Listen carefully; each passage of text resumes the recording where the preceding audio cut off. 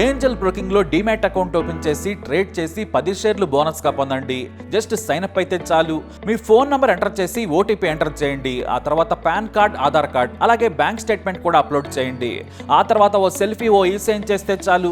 మీ account 24 గంటల్లో activate అయ్యాక మా నంబర్ కి యాక్టివేట్ అని వాట్సాప్ చేయాలి. ఆ తర్వాత మీ డీమ్యాట్ అకౌంట్ లో మేము చెప్పిన 10 బ్యాంకింగ్ షేర్స్ బై చేసి స్క్రీన్ షాట్ పెడితే చాలు. ఆ అమౌంట్ మీకు యూపీఐ ద్వారా పంపిస్తాము. అంటే మీకు 10 షేర్లు బోనస్ గా వచ్చినట్టే. ఆ తర్వాత మీరు ఆ షేర్స్ ని సెల్ చేసుకుంటారో ఇన్వెస్ట్ చేసుకుంటారో మీ ఇష్టం. డిస్క్రిప్షన్ లో ఉన్న లింక్ ద్వారా మాత్రమే మీకు ఈ బోనస్ షేర్లు వస్తాయన్నది మాత్రం గుర్తుపెట్టుకోండి.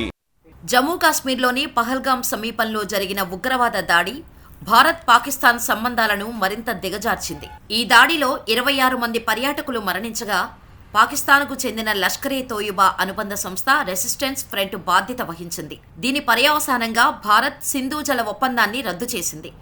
పాకిస్తాన్ హైకమిషన్ అధికారులను 48 గంటల్లో బహిష్కరించింది. అటారీ వాఘా చెక్పోస్టును మూసివేసింది. పాకిస్తాన్ కూడా భారత విమానాలపై గగనతల నిషేధం విధించి భారత పౌరులను దేశం విడిచి వెళ్లాలని ఆదేశించింది. సోషల్ మీడియాలో పాకిస్తాన్ యుద్ధ విమానాలను సరిహద్దులకు తరలిస్తున్నట్టు ప్రచారం జరుగుతోంది. అయితే ఇరు దేశాల అధికారుల నుంచి అధికారిక నిర్ధారణ లేదు. ఈ నేపథ్యంలో గ్లోబల్ ఫైర్ పవర్ 2025 ర్యాంకింగ్ ఆధారంగా భారత్, పాకిస్తాన్ సైనిక శక్తిని పరిశీలిద్దాం. 1. సైనిక ర్యాంకింగ్. భారత్ 4వ స్థానం, పాకిస్తాన్ 12వ స్థానం. గ్లోబల్ ఫైర్ పవర్ 2025 నివేదిక ప్రకారం 145 దేశాల జాబితాలో భారతదేశం 4వ స్థానంలో, పాకిస్తాన్ 12వ స్థానంలో ఉన్నాయి. భారతదేశం సైనిక సంఖ్య, సాంకేతికత, వ్యూహాత్మక సామర్థ్యంలో స్పష్టమైన ఆధిపత్యం కలిగి ఉంది. 2. భూతల బలం. భారతదే పైచేయి. భారతదేశం సైనికులు 14.44 లక్షల యాక్టివ్ సైనికులు, 11.55 లక్షల రిజర్వ్ ఫోర్స్, 25.27 లక్షల పారామిలిటరీ దళాలు, ట్యాంకులు 4201 యుద్ధ ట్యాంకులు, ఆయుధాలు పినాకా రాకెట్ వ్యవస్థ, బ్రహ్మోస్ క్షిపణి, బీ-4 హోవిట్టర్లు విధ్వంసకర సామర్థ్యం కలిగి ఉన్నాయి. పాకిస్తాన్ సైనికులు 6.54 లక్షల క్రియాశీల సైనికులు, ట్యాంకులు 2627 ట్యాంకులు, ఆయుధాలు 692 రాకెట్ లాంచర్లు, 752 సెల్ఫ్ డ్రైవింగ్ ఫిరంగి యూనిట్లు. విశ్లేషణ. భారత సైనిక సంఖ్య, ఆధునిక ట్యాంకులు, క్షిపణి వ్యవస్థల్లో స్పష్టంగా ముందుంది. 3. గగనతల ఆధిపత్యం.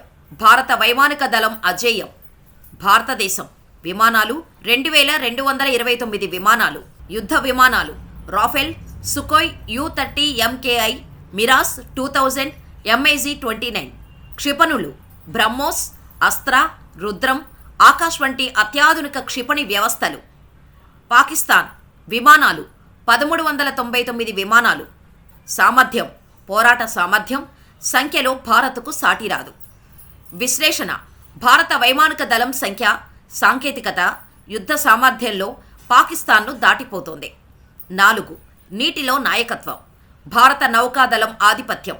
భారతదేశం యుద్ధ నౌకలు 150 యుద్ధ నౌకలు, విక్రాంత్, విక్రమాదిత్య వంటి వైమానిక వాహక నౌకలు, క్షిపణులు ధనుష్, ఓ-15 క్షిపణులు, సైనికులు 1,42,252 క్రియాశీల నావికులు. పాకిస్తాన్ యుద్ధ నౌకలు 114 నౌకలు, 8 జలాంతర్గాములు, 9 యుద్ధ నౌకలు. సామర్థ్యం. భారత్తో పోలిస్తే పరిధి, అణు సామర్థ్యంలో వెనుకబడి ఉంది. విశ్లేషణ. భారత నౌకాదళం విస్తృత పరిధి, అణు సామర్థ్యం, ఆధునిక సాంకేతికతలో ముందంజలో ఉంది. 5. రక్షణ బడ్జెట్, సాంకేతిక ఆధునికత. భారతదేశం స్వావలంబన, ఉపగ్రహ నెట్వర్క్, డ్రోన్ టెక్నాలజీ, సైబర్ యుద్ధం, అంతరిక్ష ఆధారిత వ్యవస్థల్లో నిరంతర పెట్టుబడులు, రక్షణ ఉత్పత్తిలో ఆధునికీకరణ. పాకిస్తాన్ పరిమిత వనరులు, సహాయ ఆధారిత సైనిక విధానం వల్ల వెనుకబడి ఉంది. బాహుబలి ఎవరు? గ్లోబల్ ఫైర్ పవర్ 2025 ర్యాంకింగ్, సైనిక సంఖ్య, ఆధునిక సాంకేతికత, వ్యూహాత్మక సామర్థ్యం ఆధారంగా భారతదేశం స్పష్టంగా బాహుబలి. పాకిస్తాన్ సైనిక శక్తి గణనీయమైనప్పటికీ భారత్తో పోలిస్తే బలాల దేవ స్థాయిలో వెనుకబడి ఉంది.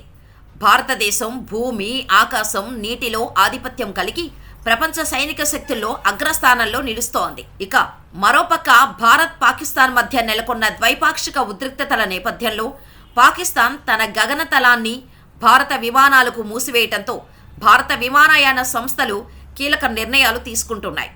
ఎయిర్ ఇండియా, ఇండిగో వంటి ప్రముఖ సంస్థలు అంతర్జాతీయ విమానాలను ప్రత్యామ్నాయ మార్గాల ద్వారా నడపనున్నట్టు ప్రకటించాయి.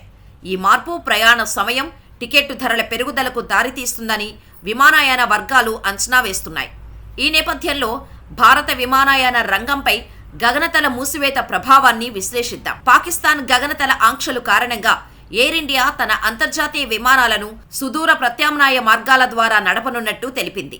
ఈ మార్గాలు ఉత్తర అమెరికా, యూరప్, యూకే, పశ్చిమాసియా దేశాలకు వెళ్లే, వచ్చే విమానాలకు వర్తిస్తాయి.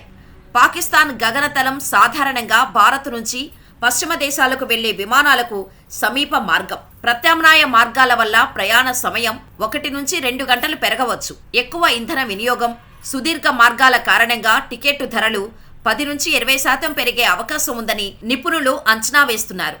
ఎయిర్ ఇండియా తన ఎక్స్ పోస్ట్లో ప్రయాణికులు, సిబ్బంది భద్రతను ప్రాధాన్యతగా పేర్కొంది. గగనతల మూసివేత తమ నియంత్రణలో లేని అంశమని, ప్రయాణికులకు కలిగే అసౌకర్యానికి చింతిస్తున్నట్టు వెల్లడించింది. భారతదేశపు అతిపెద్ద తక్కువ ధర విమానయాన సంస్థ ఇండిగో కూడా పాకిస్తాన్ గగనతల మూసివేత ప్రభావాన్ని ధృవీకరించింది. ఈ ఆంక్షలు తమ అంతర్జాతీయ విమానాల షెడ్యూల్స్పై ప్రభావం చూపుతున్నాయని తెలిపింది. ప్రయాణికులకు సూచనలు. ఇండిగో తన ఎక్స్ వేదిక ద్వారా ట్రావెల్ అడ్వైజరీ జారీ చేసింది. ప్రయాణికులు తమ విమాన స్టేటస్ను వెబ్సైట్లో చెక్ చేసి రీబుకింగ్ లేదా రిఫండ్ ఆప్షన్ను ఎంచుకోవచ్చని సూచించింది. సేవల సామర్థ్యం. గమ్యస్థానాలకు వీలైనంత త్వరగా చేర్చేందుకు సిబ్బంది కృషి చేస్తున్నట్టు ఇండిగో పేర్కొంది. ఇండిగో ఢిల్లీ, ముంబై, అహ్మదాబాద్ వంటి ఉత్తరాది నగరాల నుంచి గల్ఫ్, యూరప్ దేశాలకు వెళ్లే విమానాలపై ఈ మూసివేత ప్రభావం ఎక్కువగా ఉంటుందని తెలిపింది. ఎయిర్ ఇండియా, ఇండిగోతో పాటు spice jet, air India express వంటి ఇతర భారత విమానయాన సంస్థలు కూడా అంతర్జాతీయ సర్వీసులను నడుపుతున్నాయి. ఈ సంస్థలు కూడా పాకిస్తాన్ గగనతల మూసివేత కారణంగా ప్రత్యామ్నాయ మార్గాలను ఎంచుకోవాల్సి ఉంటుంది. ప్రభావిత మార్గాలు. ఢిల్లీ, ముంబై, అమృత్సర్, లక్నో వంటి ఉత్తరాది నగరాల నుంచి యూరప్, ఉత్తర అమెరికా, గల్ఫ్ దేశాలకు వెళ్లే విమానాలు ఎక్కువగా ప్రభావితమవుతాయి. ప్రత్యామ్నాయ మార్గాలు. ఈ విమానాలు ఇప్పుడు ఒమన్, సౌదీ అరేబియా, ఇరాన్ వంటి దేశాల గగనతలం గుండా సుదీర్ఘ మార్గాల్లో ప్రయాణించాల్సి ఉంటుంది. దీనివల్ల ఇంధన ఖర్చు, సమయం పెరుగుతాయి. Spice jet, air India express కూడా షెడ్యూల్ మార్పులు, ప్రయాణికులకు సమాచారం అందించేందుకు చర్యలు తీసుకుంటున్నాయి. జమ్మూ కాశ్మీర్లోని పహల్గామ్లో ఏప్రిల్ 22, 2025న జరిగిన ఉగ్రవాద దాడి తర్వాత భారత్, పాకిస్తాన్ సంబంధాలు మరింత దిగజారాయి. ఈ దాడి తర్వాత భారత్ సింధు జల ఒప్పందాన్ని రద్దు చేయటం, పాకిస్తాన్ హైకమిషన్ అధికారులను బహిష్కరించడం వంటి చర్యలు తీసుకుంది. దీనికి ప్రతిస్పందనగా పాకిస్తాన్ భారత విమానాలకు తన గగనతలాన్ని మూసివేసింది. ఈ ఆంక్షలు విమానయాన రంగంతో పాటు ద్వైపాక్షిక వాణిజ్యం, ప్రయాణ సౌకర్యాలపై కూడా ప్రభావం చూపనున్నాయి. పాకిస్తాన్ గగనతల మూసివేత విమానయాన సంస్థలకు, ప్రయాణికులకు అనేక సవాళ్లను తెస్తోంది. ప్రయాణ సమయం, ధరలు, సుదీర్ఘ మార్గాల వల్ల ప్రయాణ సమయం పెరగటం, టికెట్ ధరలు పెరగటం సామాన్య ప్రయాణికులకు ఆర్థిక భారాన్ని కలిగిస్తాయి.